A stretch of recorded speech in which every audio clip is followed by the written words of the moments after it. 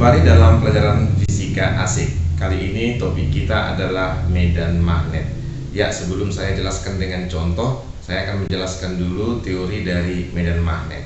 Ya, kita batasi dulu medan magnet yang akan kita pelajari di sini adalah medan magnet yang ditimbulkan oleh kawat berarus listrik, bukan medan magnet yang ditimbulkan oleh magnet batang. Ya, nah, menurut Hans Christian Ørsted, seorang ilmuwan berkebangsaan Denmark, jika sebuah kawat dialiri arus listrik, maka pada kawat tersebut akan timbul, pada sekitar kawat tersebut akan timbul medan magnet. Bagaimana bentuk medan magnet tersebut? Apakah sama dengan medan listrik yang telah kita pelajari? Kita perhatikan penjelasan berikut ya.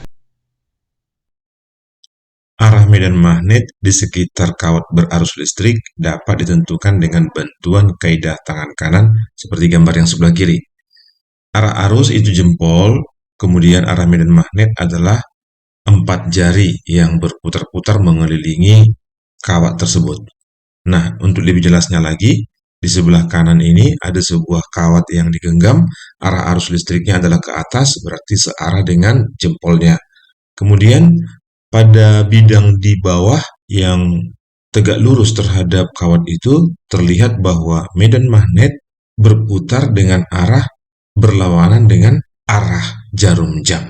Nah, dengan bantuan ini, kita akan lebih mudah untuk menentukan arah medan magnet di sekitar kawat listrik, walaupun nanti arah kawat listriknya diubah ke kiri, ke kanan, atau ke atas, atau ke bawah.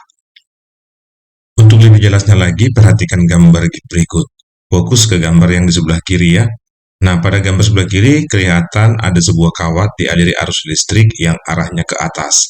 Ada tulisannya flow of conventional current. Dan kelihatan jelas medan magnet itu berputar-putar mengelilingi kawat dengan arah berlawanan dengan arah jarum jam. Nah, mungkin dengan metode ini kita lebih mudah untuk mengerti menentukan arah medan magnet pada suatu kawat yang berarus listrik. Dari penjelasan tadi, ternyata arah medan magnet pada kawat yang dialiri arus listrik tidak lurus seperti medan listrik yang sudah kita pelajari. Arah medan magnet itu melingkar mengelilingi kawat tersebut.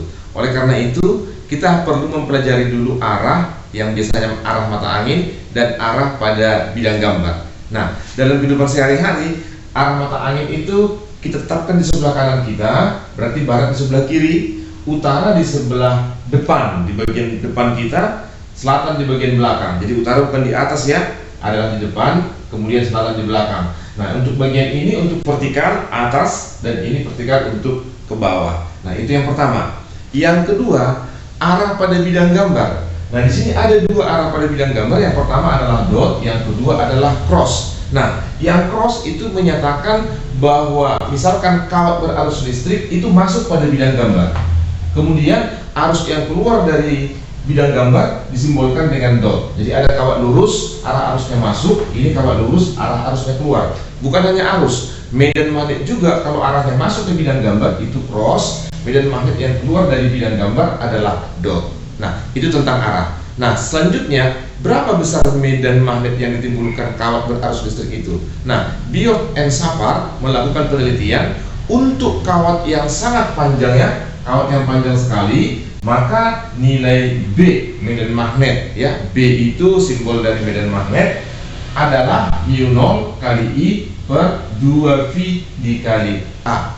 Nah, mu0 di situ adalah permitivitas udara hampa yang besarnya adalah 4V kali 10 pangkat min 7 Weber per ampere meter. Nah, bagaimana untuk kawat yang sangat pendek ya? Nah, menurut Biot Shepard, apabila ada sebuah kawat sebesar atau sepanjang spidol ini, berapa medan magnet pada sebuah titik P yang berjarak A dari kawat listriknya, maka Biot Shepard menyatakan besar medan magnetik di titik P adalah D pada titik P sama dengan mu0I per 4VA kali sinus θ 1 tambah sinus θ 2. Nah, untuk kawat yang sangat panjang, berarti nanti garis ini akan ke bawah, ini akan ke atas, dalam arti θ 1 dan θ 2 akan semakin besar.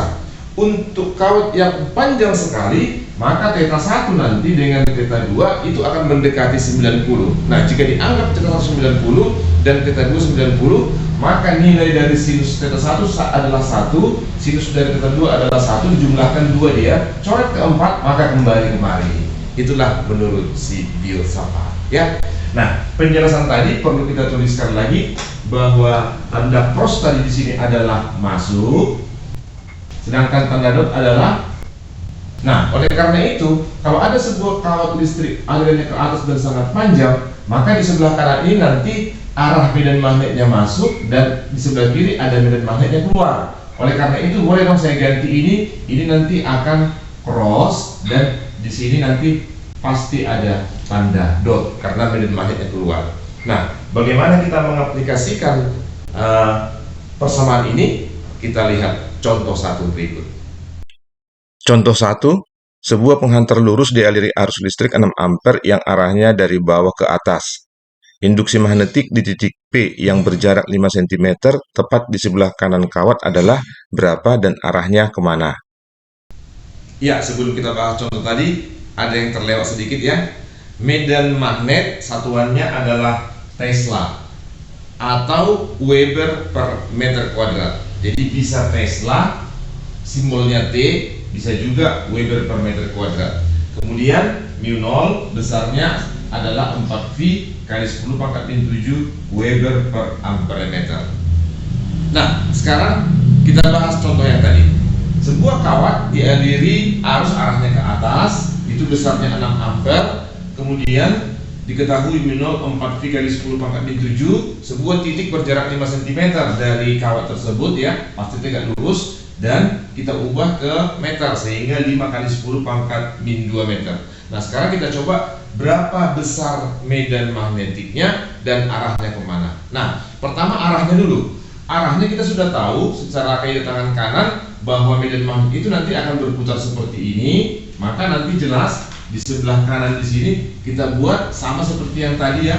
Ini akan menjadi cross dan di sini akan menjadi dot. Sehingga kalau dia masuk kemari adalah cross, keluar adalah dot. Nah, kita lihat dengan arah mata angin. Kalau dia masuk atau ke depan sana, maka itu adalah bagian mata angin utara, sedangkan ke sebelah kanan timur. Oleh karena itu, nanti jawaban dari soal ini adalah medan magnetnya pasti menuju utara. Sekarang kita hitung besarnya.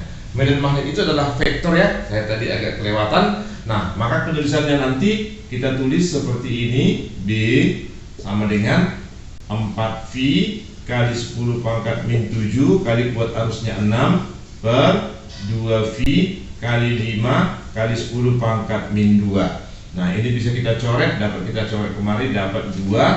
Nanti 2 kali 6 adalah 12 bagi 5 adalah 2,4 kali 10 pangkat, ini naik ke atas menjadi min 5, satuannya Tesla. Jadi besar medan magnet pada titik A ya, pada titik berjarak A dari sebuah kawat listrik di bagian sebelah kanan, berarti arahnya ke utara dan besarnya 2,4 kali 10 pangkat 5. Jadi kita tuliskan di sini ke utara. Ya, begitu caranya. Contoh 2, dua kawat disusun sejajar dengan jarak 10 cm. Kawat pertama dialiri arus 2 ampere dan kawat kedua 4 ampere dengan arah yang sama. Titik P berada tepat di tengah di antara kedua kawat tersebut. Besar induksi magnetik pada titik P adalah berapa dan arahnya kemana? Pada contoh 2 ini diberitahu ada dua buah kawat lurus yang sejajar. Jaraknya adalah 10 cm. Kemudian kawat 1 dialiri arus sebesar 2 ampere dan kawat 2 dialiri arus sebesar 4 ampere.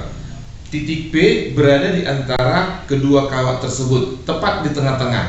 Berarti titik P itu berjarak 5 cm dari kawat pertama dan berjarak 5 cm dari kawat kedua. Pertanyaannya adalah berapa besar medan magnetik di titik P dan arahnya kemana? Nah, pertama kita hitung satu-satu dulu dan arah masing-masing. Untuk kawat pertama, arusnya 2 ampere, kita tetapkan arahnya adalah, kita gambar seperti ini. Ya, di sini berarti dia cross sesuai yang sudah pelajari tadi ya. Ini cross akibat dari kawat 1. Kemudian akibat dari kawat 2 akan kita gambarkan. Nah, di sini ada dot, pasti keluar dia di sebelah kiri. Di sini nanti jelas cross ya. Di titik P dia akan keluar. Berarti di titik P itu ada dua arah medan magnetik. Satu arahnya masuk dan satu arahnya keluar. Lantas resultannya gimana? Kalau dia berlawanan arah, maka akan kita kurangkan nanti resultannya. Oleh karena itu, kita hitung satu-satu dulu ya. Nah, untuk yang pertama, medan magnet cross yang ditimbulkan oleh kawat 1 itu sama dengan 4V kali 10 pangkat min 7 terus dikali 2 ampere per 2V kali jaraknya 5. 5 ya, jaraknya 5 kali 10 pangkat min 2. Nah, ini kita coret, bisa nanti ini dapat 2. Nah, 2 kali 2 4, ini akan kita buat menjadi 8 kali 10 pangkat, ini min 5, ini jadi min 6 Tesla. Itu akibat yang pertama. Nah, sekarang akibat yang kawat kedua itu adalah B, nanti arahnya dot untuk kawat 2. Maka di sini kita tulis juga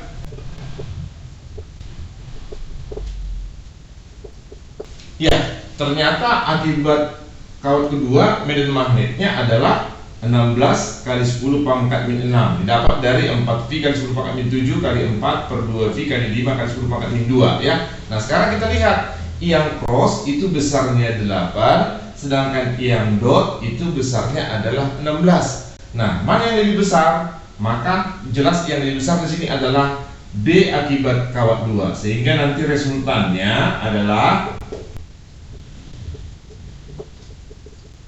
16 dikurang 8 kali 10 pangkat min 6 Tesla, hasilnya adalah 8 kali 10 pangkat min 6 Tesla. Dan karena yang lebih kuat adalah dot, maka nanti arah medan magnetnya adalah keluar bidang kertas. Jadi jawabannya adalah 8 kali 10 pangkat min 6 dengan arah keluar bidang kertas. Begitu caranya. Sekarang kita lihat contoh 3. Contoh 3, dua kawat panjang A dan B diletakkan sejajar pada jarak 15 cm dan dialiri arus IA sama dengan 4 ampere dan IB sama dengan 6 ampere dengan arah yang sama. Jika μ0 sama dengan 4V kali 10 pangkat min 7 Weber per ampere meter, letak sebuah titik yang kuat medan magnetnya sama dengan 0 adalah di mana? Pada contoh 3 ini diberitahu ada dua kawat sejajar yang masing-masing dialiri arus 4 ampere dan 6 ampere. Jarak kedua kawat itu adalah 15 cm. Pertanyaannya, letak sebuah titik yang medan magnetnya 0. Nah, cluenya di sini perlu kita ketahui, jika dua kawat berarus listrik dengan arah arus listriknya sama, maka nanti medan magnet yang titik yang medan magnetnya 0 itu pasti di antara kedua kawat ini. Kalau kedua kawat itu dialiri arus listrik dengan arah yang berlawanan, maka nanti medan magnetnya yang 0 boleh di sebelah kiri, boleh di sebelah kanan. Nah, tergantung kepada besar arusnya. Caranya adalah dekatkan ke yang arus kecil, jauhkan dari arus yang besar. Nah, untuk soal kita kebetulan kedua arahnya sama. Maka nanti letakkan aja sebuah titik di antara kedua kawat tersebut. Caranya begini. Nah, misalkan titik itu berada di sini. Nah, ini kita buat nanti jaraknya X, kemudian itu jaraknya nanti kemari adalah 15 dikurang X, karena memang jarak awalnya ini adalah 15. Nah, kita lihat nanti akibat dari kawat si A ini, itu pasti nanti medan magnetnya itu seperti ini, cross, berarti dia nanti arahnya ke sana. Inilah kita sebut B akibat si A. Nah, yang kedua, nanti akibat si B akan ada medan magnet yang arahnya seperti ini, dan dia akan berarah keluar bidang kertas. Jadi kedua medan magnet ini akan mempunyai arah yang berbeda. Mungkinkah 0? Mungkin, kalau besarnya sama. Nah, triknya begitu. Oleh karena itu, agar medan magnetnya di titik ini, ya katakanlah ini titik P sama dengan 0, syaratnya adalah medan magnet akibat dari kawat A ini akan harus sama, ya, harus sama dengan medan magnet akibat dari kawat B. Jadi kita buat nanti persamaannya adalah B akibat si A itu harus sama dengan B akibat si B agar dia sama dengan 0. Nah, untuk selanjutnya kita sesuaikan dengan rumusnya. Boleh kita buat nanti mu 0 kali I akibat si A ini ya, per R atau akibat jarak dari si A akan sama dengan mu 0 arus si B per jarak dari si B. Nah, ini mu 0 nya bisa kita coret, ini bisa kita coret. Nah, si A besarnya 4 ampere, kita tuliskan 4 per jaraknya kita buat X. Sementara si B itu besarnya 6 ampere, 6 per jaraknya adalah 15 dikurang X. Nah, ya, kita kali silang ini 6 kali X, 6X sama dengan ini kalinya 60 dikurang 4X. Gabung X-nya ke kiri menjadi 10X sama dengan 60, maka X sama dengan 6 cm. Nah, di sini satuannya tetap tadi tidak kita ubah kiri dan kanan karena satuannya cm, maka hasil yang kita peroleh juga pasti cm.